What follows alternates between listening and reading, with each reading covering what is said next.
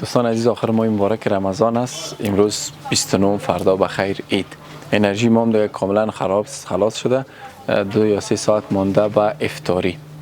ما چرا اینجا آمدیم؟ به خاطر عزیزایی که زکات الفطر روان کردن یا فطرشان روان کردن.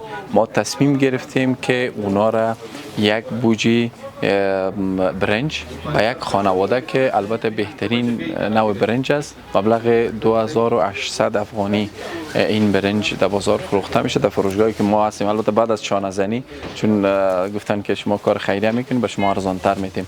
مستحق ترین افراد ما انتخاب کردیم و به ایشان توضیح میکنیم. 50 بوجی برنج که 8 فامیل مربوط خواهر ما غفاری عزیز است، بیبی حاجی ظاهره است، مربوط بیبی حاجی ظاهره میشه 500ش، و خواهر ما 300 یورو روان کرده بود که گفته بود که استاد شهرام نیازمندترین مردم که از دل جان غریب باشه گفته با اونا بدین، که خیلی بر من جالب تمام شد.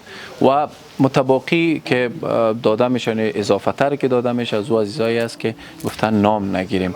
من اسم این 3 بزرگوار را گرفتم. میریم برادرها را و خواهرها را که نیازمندترین هستن انتخاب میکنیم و یک بوجی برنج به اینا ما میتیم که مسئولیت است از گردن ما هم ساقط شد.